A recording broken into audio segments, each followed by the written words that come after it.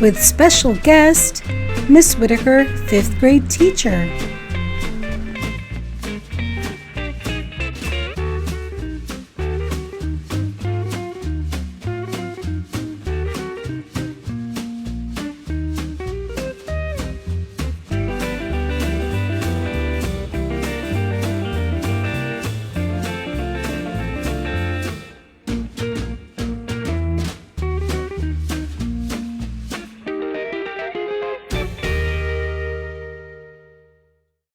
Hi, I'm Miss Whitaker, and I teach 5th grade here at Glendale Adventist Elementary. Would you like to know something interesting that's a point of trivia? When I was a student your age, in 2nd, 3rd, and 4th grade, I was in this very classroom as a student. Now I'm in this classroom as a teacher, so this classroom is very, very special to me. I have 2 stories for you today. They're both stories about Daniel, one when Daniel was a young man and his 3 friends, Shadrach, Meshach, and Abednego, had been taken captive by the Babylonians. And it's a story about how these boys had courage to stand up for what they knew was right. The second story is a very familiar story to all of us. It's a story when Daniel was older, and it's a story about Daniel and the lion's den. Daniel and his friends. It was noontime in the city of Jerusalem. The temple school for boys had been dismissed. Daniel and his 3 special friends were hurrying home to lunch when suddenly a trumpet sounded. "Tai, Tai, Tai," shrilled the trumpet. It was the noontime call to prayer. 3 times a day, morning, noon, and night, a priest came out on the temple porch and blew on a ram's horn trumpet. "It's time for prayers." Daniel turned about face toward the temple. His friends turned about face toward the temple. All the people of Jerusalem stopped whatever they were doing and faced toward the temple. With heads bowed, they prayed to the God of heaven. At home, Daniel's mother served pulse for lunch. Pulse is food like beans and vegetables, brown bread, berries, and dates. Daniel liked pulse. Pulse would make him grow tall. Pulse would make him grow strong. Pulse would make him get good grades in school. Daniel and his 3 friends and all the people of Jerusalem felt safe in their city, for hadn't the city a high stone wall around it? And were there not strong gates in the wall, with a watchtower above each gate, where watchmen kept watch day and night? If Daniel listened, he could hear the watchman call, "First watch, all is well." And later, "Second watch, all is well." And still later, "Third watch, all is well." But one day all was not well. The watchman hurried out of the watchtower, blew a warning blast on his trumpet, and shouted, "An enemy approaches!" Quickly the gates were shut and barred. Men mounted city walls. Boys climbed rooftops. Far away, so far that soldiers and camels looked like a line of creeping, crawling bugs, came the dread army, the feared army of Babylon. Closer, closer, closer the army came. The army of Babylon pitched camp near Jerusalem. The soldiers built great battering ram machines and pushed them up beside the wall. Crash, crash, crash. All day long the battering rams beat and battered the wall of Jerusalem. Crash, crash, crash. Finally, after many days, a part of the high stone wall gave way. The army of Babylon marched into Jerusalem. Some of the soldiers climbed the hill to the temple and took away the temple's golden vessels, as the king of Babylon had commanded them to do. Some soldiers stood guard, while other soldiers took men and boys prisoners. They took Daniel and his 3 friends. The army marched the prisoners toward Babylon. Soldiers on camels led the way. Then came the prisoners, chained together. Next, donkeys bearing the golden vessels. Then more soldiers. For days and days the procession marched across a hot, sandy desert. Daniel's sandals wore out. His friends' sandals wore out. The hot sand burned their feet.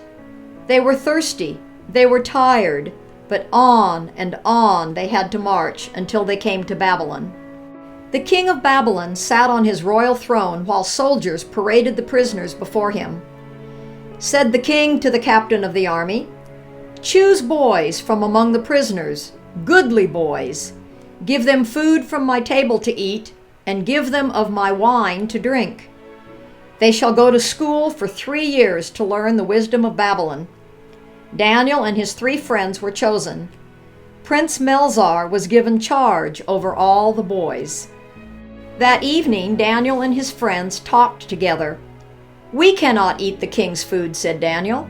"It has been offered to idols, and besides, the king's food is not the best food for boys. Neither can we drink the king's wine." "What shall we do?" the boys asked one another. Then Daniel thought of a plan. "Let's ask Melzar to give us pulse to eat and water to drink instead of the king's food and wine." "It's a good plan," agreed the 3 friends. Daniel and his friends went to see Prince Melzar. They bowed politely, then asked for pulse and water instead of the king's food and wine. Melzar shook his head. "No. If the king should see you looking thinner than the other boys and learn that I have given you pulse and water, he might even cut off my head." "Please try us for 10 days, begged Daniel. So Melzar agreed to give them pulse and water for 10 days. "Then we shall see," he said. Although Daniel and his friends were far from home, there was no sound of a ram's horn trumpet to remind them that they did not forget to pray. Morning, noon, and night, Daniel opened his window toward the temple back in Jerusalem and prayed to the God of heaven. He asked God to bless the pulse and water and to please let it make them strong, so that Melzar would know that pulse and water was better for boys than the king's food and wine. When the 10 days had passed, Prince Melzar called all the boys before him. He looked at their faces. He felt their arms. He found that Daniel and his friends were fairer and fatter than the boys who ate the king's food and drank the king's wine. So, ever after, during the 3 years of school, Prince Melzar gave Daniel and his friends pulse to eat and water to drink. 1, 2, 3 years went by. School was over for Daniel and his friends. They had grown taller. Had they grown wiser? The king would test them himself. Daniel and his friends, dressed in clean clothes, with hair combed and sandals polished, they stood before the king of Babylon. The king asked them question after question, and lo, the king found Daniel and his 3 friends 10 times wiser than all the wise men of Babylon. Daniel and the lions. Many years had gone by since Daniel had been taken a prisoner to Babylon. He had grown to be a wise, good man, and now a new king sat upon the royal throne. The new king soon learned that no matter what happened, he could trust Daniel. So the new king made Daniel ruler next to himself, over all the people of the kingdom, over all the wise men of the kingdom, over all the princes of the kingdom. The princes became angry when the king made Daniel ruler over them. So angry they began plotting a way to get rid of Daniel. Said a sly prince, "We'll find some fault in him, and we'll go tell the king." So the princes watched Daniel, but not a fault could they find in him. Daniel didn't lie. He didn't cheat. He was never late. He did his work well. "I know what we can do," said the sly prince. "Tell us," chorused the princes. "What can we do?" "Have you not seen Daniel open his window toward Jerusalem morning, noon, and night? Have you not heard him pray to the God of heaven?" asked the sly prince. "Well, we'll write a law that anyone who prays to any god except the king for 30 days shall be thrown into the lion's den." "The king will be pleased," said a prince. "He'll not think of Daniel. He'll seal the law." "Ha, ha, ha," laughed the princes. "Daniel will be thrown into the lion's den." The princes wrote the law and took it to the king. "O king, we wish to honor you," said the sly one. "We have written a law that anyone who prays to any god except you, O king, for 30 days, he shall be thrown into the lion's den." The king was pleased. He asked for wax that he might seal the law. A servant dipped melted wax on the paper. The king pressed his ring into it, and so the law was sealed. It could not be changed. Messengers were stationed on the city streets to read the new law to the people. Hear ye, shouted the messengers. "He who prays to any god other than the king for 30 days shall be thrown into the lion's den." Fathers and mothers stopped to listen. Boys and girls stopped to listen.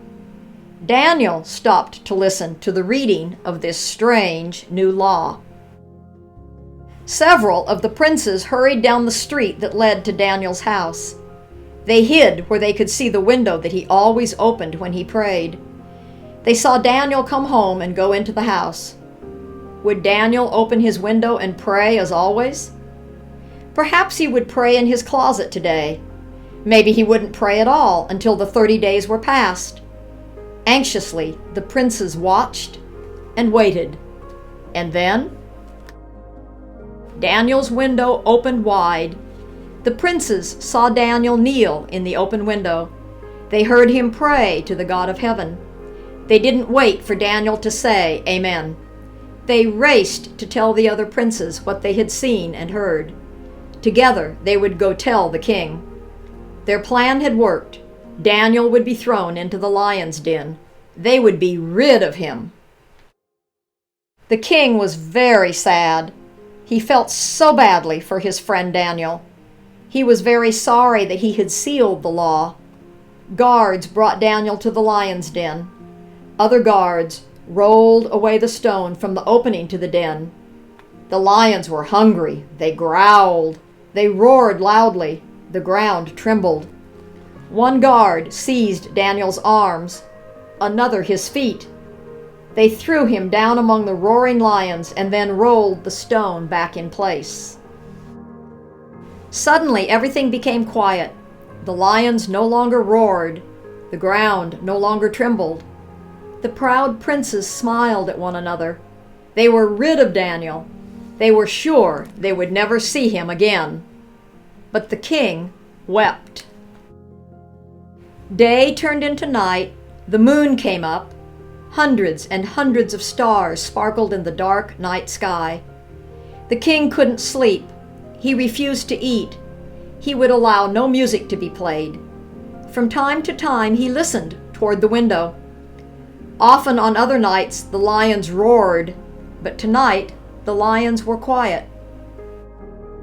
Next morning, as soon as the sky began to become light, the king sent for his guard and he hurried to the lion's den. The guard rolled away the heavy stone. Anxiously, the king called down into the den, "O Daniel, is your God, whom you serve, able to deliver you from the lions?" Would Daniel answer? Was he still alive? From down in the lion's den came Daniel's quiet voice, "O king, live forever. My God has sent his angel and hath shut the lions' mouths, that they have not hurt me." Joyously the king ordered the guard to take Daniel up out of the lion's den. The guard let down a rope to Daniel. Hardly was Daniel out of the den when the lions began to roar and the ground to tremble. But there wasn't a tear in Daniel's clothes. There wasn't a claw mark on his hands. There wasn't a scratch on his face. Even as God sent an angel long ago to shut the lions' mouths, to keep them from hurting Daniel, just so he has promised to send an angel today to protect everyone who loves him. The first story has an important lesson for us to learn, and that is, are we brave enough to stand up for what we know is right when everyone else around us isn't? Daniel and his 3 friends were taken captive. They didn't want to eat the king's food, and they were brave enough to go to Melzar and ask for special food just for a period of time and then to test them and see how they would do. Sometimes we're faced with things like this here at school. We see somebody being bullied. We see somebody being picked on. Are you brave enough to stand up when nobody else will and defend that person and help them out? Would you be like Daniel in that way? In the second story about Daniel in the lion's den, we know that Daniel's guardian angel was watching over him. Each one of us has a guardian angel. We're told in the Bible that the angel of the Lord encampeth around about them that fear him, the Lord, and delivereth them. That's Psalms 34:7. Our angels are there to protect us, just like Daniel's angels were there to protect him. And each one of you can rest assured that your angel is there with you at all times, taking care of you.